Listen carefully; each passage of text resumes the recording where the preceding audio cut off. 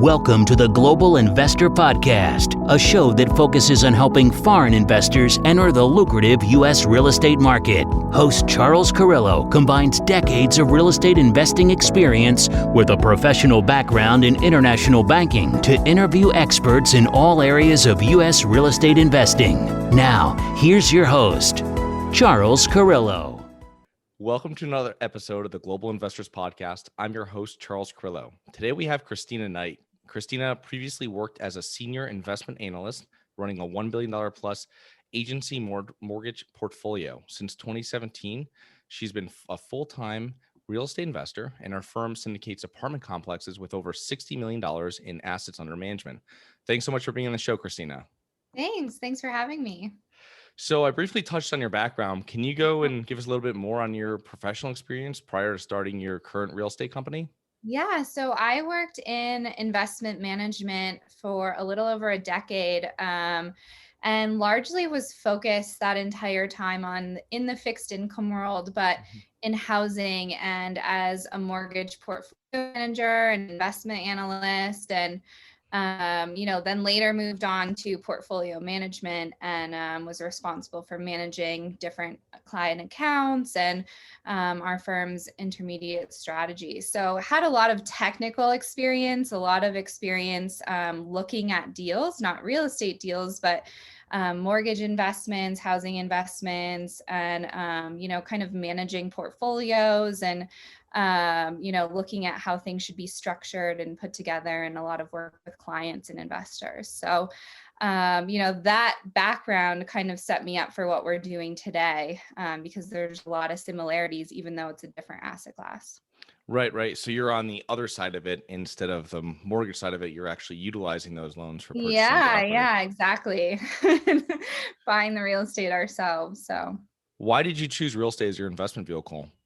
It kind of happened accidentally. I was working in finance and I had bought a condo in Boston at the time that I knew I would eventually want it to be an investment property. I bought it actually with, if I was ever going to rent this out and move out of Boston, would I be able to cover my mortgage and still cash flow? So I kind of already had looked at it like that.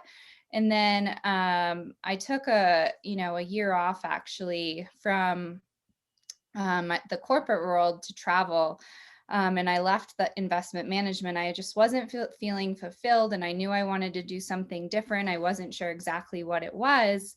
And then kind of like while I was traveling, my husband and I were renting out our condo and we were making a lot of extra money from doing that. And we kind of had this like aha moment, like, why aren't we doing more of this? Like, this has been so great. So that was kind of what started this whole crazy journey over the last several years.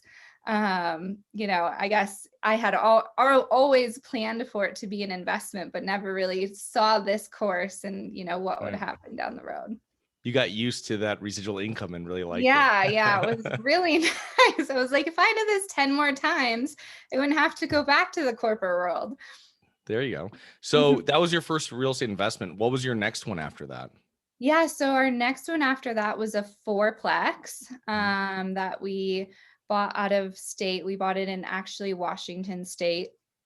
And it was a really interesting deal because it was a fourplex, but it also came with a single family home, and we purchased it from a wholesaler. So we were able to negotiate seller financing. So we kind of did our first fourplex. We did a fix and flip. We did seller financing, and ended up being a BRRRR deal all in one. So wow. That was kind of fun, and we learned a ton. And we recently just sold that first property and, had some pretty significant gains from that investment. So turned out. So from that quadplex, what went right and what went wrong with that? Since that's really your first multifamily investment. Yeah. So it was a pretty big overtaking. Taking over a fix and flip single family home and the fourplex at the same time, it was a lot to kind of coordinate and figure out. I think the things that went right were we had really thought through the business plan and what we wanted to do. And we had the right team in terms of like the contractor and everyone, property manager in place to work with. Some things that went wrong were on the fix and flip, we went way over budget because it was a 1900s building, and everything under the sun that could have, happened and needed fixing happened, from the roof to the foundation and electrical not passing inspection and all of those things. So that was a really fun learning experience. We also had on that deal, we had to separate. They were two separate parcels, but they had actually never been separated from natural gas. So we had to, work with the city and excavate the natural gas and separate the lines. And the city actually caused a natural gas explosion. So, and then they tried to sue us for it, but we ended up fighting and pushing back on that, and everything worked out. But there were a lot of things on that first deal that went wrong, but also a lot of things that went right. Our business plan worked out, and we hit our monetary targets and learned a lot. So. Yeah, I've separated natural gas before in properties, and that's been a nightmare. So I can't imagine outside and separating. It was just because it's one of those things where we're getting rid of old oil, right? Furnaces. So you're putting in new ones. So you have to work with the contractor, and it has to be, you're in the middle of winter. You can't have something without heat, and you're trying to, they're putting in, they hang the new meter and everything. And it's just, I don't wish it on anyone. It's something that if I ever did it again, it has to be like, if everything was vacant, that's when you could go through and do it, and you could do everything right away. And, but that's an undertaking. It was. And I don't think, you talk about your first big deal or whatever. I definitely didn't realize like what we were getting into with that. And it was, it was kind of like, oh, no one's done this before. We can figure this out. We got it done. We had the right people to get it done, but it was definitely a lot at first to figure out. The one last thing before we move on is just to highlight, you had issues with passing inspection, and that's one of the biggest issues with fixing and flipping. And it's like, it can be the smallest stuff I've ever had hold up deals. And,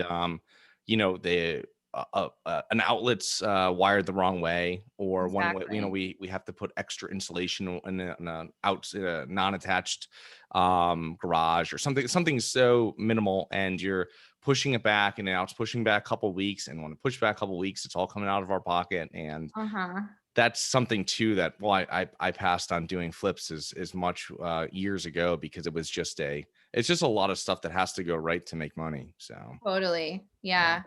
Definitely. It was a good experience to do one of them, but definitely not our long-term business strategy. So currently, what's your company's investment strategy? Yeah. So we are now looking to do larger investment deals, anything kind of 60 units and up. And we are focused on the Phoenix market. So we've been I just got back from Phoenix. I was down there for 2 weeks on a due diligence trip and looking at a ton of different properties for potential investment. So we're kind of looking to find some value add multifamily deals there that make sense, and looking to take those down. So what are your main factors your team's looking for when they're underwriting a deal? Yeah. So for us, being value add focused, we want there to be some kind of way that we can go in and increase rents, whether that's through renovation or from, the asset is kind of under or mismanaged. There's operational efficiencies, or it's kind of, been owned by the same people for a long time, and they haven't understood like what's going on in the market, and, really looking to get in and add value there for our investors and increase the NOI. In terms of, building class, I would say we're focused on anything 1970s and later from a vintage perspective. And then, solid C+B buildings, not looking at anything kind of class A or new build.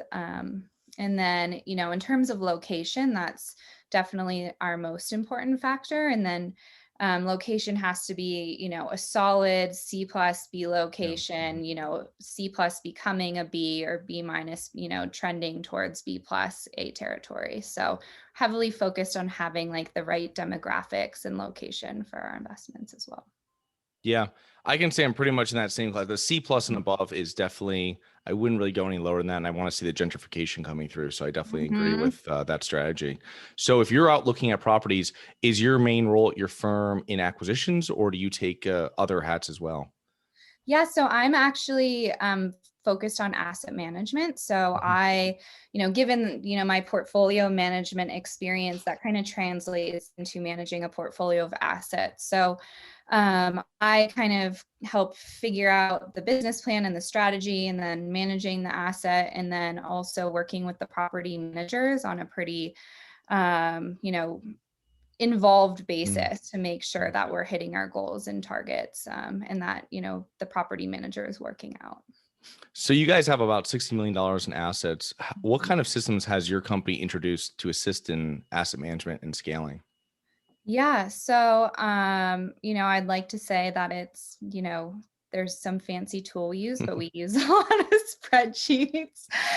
We have like different trackers that we've built out from an asset management perspective that look at kind of the portfolio aggregated and then the assets individually, so we can compare and contrast the performance against one another.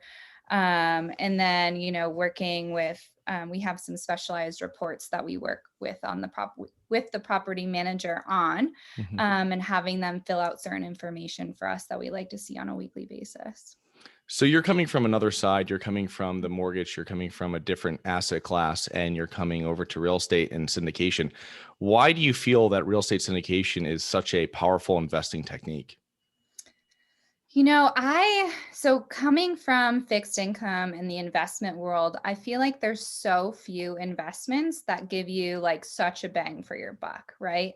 Like there are, real estate is so powerful in terms of what you're able to create wealth wise, in such a short period of time, that when you look at across the investment spectrum, there isn't a lot of Yeah. other asset classes out there that have the same like level of risk, which I would say real estate has pretty low risk compared to other asset classes that can generate similar returns. Some people like cryptocurrency, but I think that's pretty risky. And so, I just love it. I love what it can do for people. I love how dynamic it is and how there's always something to figure out and a problem to solve, and, a way to get from place A to place B. So, Yeah, it's also easy. I think it's easier to underwrite because you're looking at it's if you're looking at a company and you don't have all the information, and that's my thinking towards stocks. It's much different because I'm looking at a property. I can tell everything about the area. Everything is public record. I know what stuff's renting for. I can easily pull it up. I mhm. can walk those other assets and see exactly what they are and make sure you really can limit your risks if you do the right. I think that's, people aren't doing their right due diligence. That's where it becomes risky. If you're doing Yeah. your correct due diligence, and like you said, you're tracking everything through your programs and spreadsheets, and you have a huge checklist when you're looking at a property, what you're doing to make sure. And obviously you're very well honed in on your target market. So it's not as much now, it's easier to pull a trigger. But for a new investor, you're going to be looking through and making sure that everything lines up. And if you do it, you can really minimize your risk. So you're right. I mean, it's completely night and day from other investments. Yeah, and it's tangible, right? Mhm. Like you can see it, and you can, like you said, you can go there and walk the property, and you can create a business plan, and you can look at comparables and tell if you're in the right ballpark. And like, it's very much, if you put in the work, you can, pretty much get close to where you're going to be, from an investment perspective. Whereas stocks, it's just, Yeah. you have no transparency with the company. You don't know what's going on. You have to go through these very complicated reports. So, When you've spoken to people in your previous professional career, and I imagine you've spoken to them about investing with you, and some of them probably have invested with you, what are the pushbacks from someone coming with that mindset versus someone that you might meet at a real estate conference that already is set on investing in real estate and using that as their investment vehicle? yeah, that's so interesting, because coming from a finance and investment background, I think people are naturally pretty risk adverse, right? And they've been trained in this psychology that like stocks are not risky, Yeah. and that, these companies, you can invest your 401k in stocks, but you can't make other investments with them. And so it's a very much an educational conversation, teaching those people like, no, really, like these are what the risks in the stock market are, and this is what the risks in real estate are. And, this is why like this is a great tool for you to be diversified with, And with those people, I generally don't say like, take all your money and throw it in real estate, right? That would be irresponsible. But it's like, no, this is a great tool for you to diversify your portfolio, and that can help you add to your wealth, and have other alternatives for income. Yeah, the main thing I hear from people is whenever you mention it to them, they might not be well versed on syndication, and like, Mhm. oh, I don't want to get the Yeah, 2 a.m. toilet call or something that right. rarely ever happens. But it's one of the things is that they're not used to the syndication model where it's like, oh, okay, so it's much more like a REIT, or like more passive, and it is passive, and it's great that the syndication technique can be open to all types of people. Yeah, for sure. And I think when you talk to people that have already invested in real estate, Mm, right, like that own, maybe a duplex themselves, or they're house hacking, or they have a single family home rental, like they get it, right? Like they yeah. get it right away. And it's a much easier conversation than someone that's kind of coming from like a finance stock investment background. That can be a harder conversation to have. Yeah, and it's also, I think if you come from a smaller multifamily where they might have been managing, they'd be like, wow, this would be a great investment if I didn't have to manage it. And you're like, oh, Yeah, hey, syndication. exactly. um, so what notable mistakes have you made as a real estate investor or entrepreneur? Yeah, so I think I don't know about mistakes, right? There's always like little mistakes Mm, that you make, but I think getting into this, I kind of underestimated like how hard it was going to be in terms of like just getting started and getting your first deals underway, and like, building a track record. Like it's been, I think, more challenging. There's a lot of people out there on podcasts and real estate shows that like it's so easy, everyone's doing it, and there's this like, thought process where you're going into it and you're like, yeah, I can do this. And it really is, at sometimes it's a grind, it's hard to find deals right now. It's hard to make sense of kind of some of the pricing in certain markets. And so I would say like not that that's a mistake, but maybe just, yeah. reconditioning your mindset to Yeah. like realize the difficulties. Yeah, like a misconception of what it Mhm. is. And that's the thing, I think, with every other person being a guru out there, Mhm. after doing something, well, this looks so easy. And I talk to people that have, joined classes, or they call, we set up a 30-minute call with them or something. And they're like, oh yeah, you're telling, well, I mean, you need to have a lot of units if you're really going to take out some other income Yeah. that you have that's active. You can't Yeah. just, hey, one deal and everything's fine. Yeah. And Yeah, our original business plan was to buy like a 4 unit at a time, right? And just spur it and then grow it. And very quickly realized that, in your first year one, you generally don't make money on the cash flow because you're kind of restabilizing the building. Yeah. It can be tough to kind of, especially if you're doing renovations, to make money there. These are the things that people don't tell you always, and, and they're like, oh, wow, if we actually want this to be like our business and, the way that we live, we're going to have to scale and go bigger. Yeah. So, The other thing too is like you hear from, or you don't hear on podcasts and gurus, and they're telling you it's all about the value add, which obviously most people's value add this year, with COVID has been paused, right? Or it's mhm, definitely been changed when their hold period's been lengthened. And, you're not looking for, I think, any kind of market. If you're looking for mismanaged properties, that's a much more advantageous approach to finding mhm. properties, because you can find these properties that aren't managed. And in any market, if I'm cutting expenses, putting more people in there, minimizing turnover, you're going to increase your NOI. So Yeah. Yeah. Yeah, totally. In this kind of market, you have to get really creative and try looking at what people are missing, right? Like what is someone not seeing here that could be potential value. So So what kind of mistakes, since you work with a lot of real estate investors, do you see other real estate investors make, whether they're starting out or even if they're, if they've been doing it for several years? yeah, I think number one is they don't have like the proper team in place, Mm. right? So they might not have they might be looking at properties, but they don't know yet what property manager they're going to be working Okay. with, or they don't know, the markets really well in terms of like the submarkets and the rent that they can get. And so they're a little bit aggressive on their business plans and like the rents that are achievable, or they might not have done due diligence on like the comparable properties around and calling those properties Yeah. up and seeing like, what, hey, what are you renting for right now? Like those are some pretty classic mistakes. And other mistakes involve just kind of maybe over renovating, right? Like Mhm. spending way more money than you actually need to in order to get the rent that you want to achieve. Yeah. We see that a lot, especially like doing property tours. I was looking at pretty large building the other day, and someone, the guy that was doing the tour was like, oh, this group spent 15 grand renovating this apartment. Ooh. And I was like, what? Like just totally blown away. I'm like, on what? They put in like granite countertops and like brand new like cabinets into kind of like a class, B Mm. building. Like Jeez. this is like way overdone for the rents that you can get in that neighborhood. So just things like that you see mistakes that people make.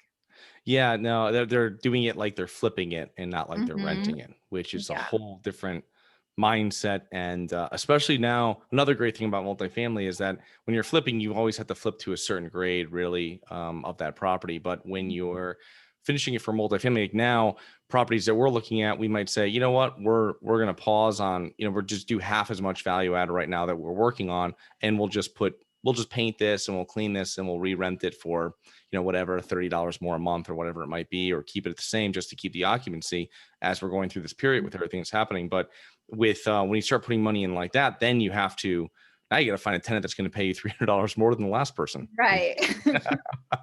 which is not the time when you want to be trying that out.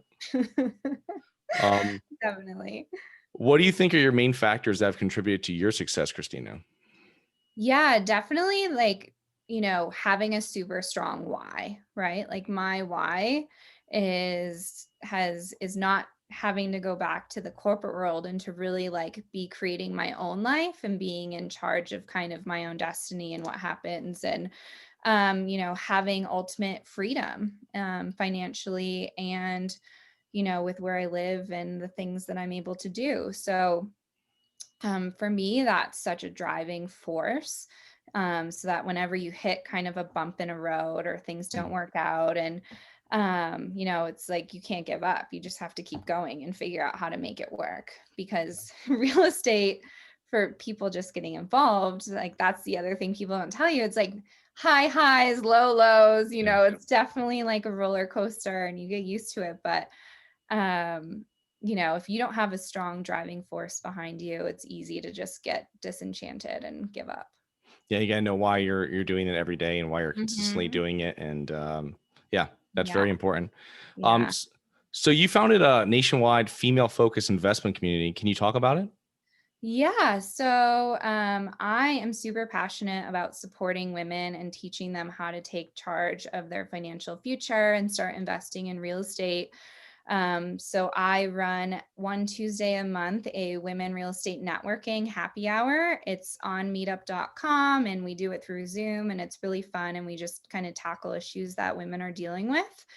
And then I also have a mastermind that I launched about 5 weeks ago, and that teaches women how to get started in real estate, or how to scale and go bigger. So whether they don't have any real estate, or they have a couple of units and they want to scale up but not sure how, we have a few women in that program right now.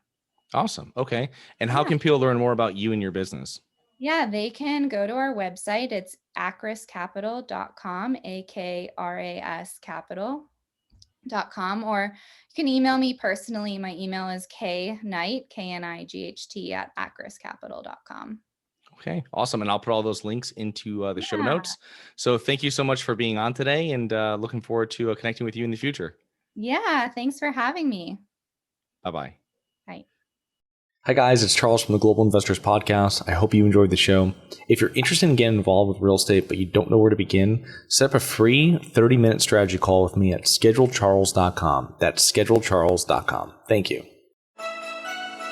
Thank you for listening to the Global Investor Podcast. If you like the show, be sure to subscribe on iTunes or Google Play to get new weekly episodes. For more resources and to receive our newsletter, please visit globalinvestorpodcast.com. And don't forget to join us next week for another episode.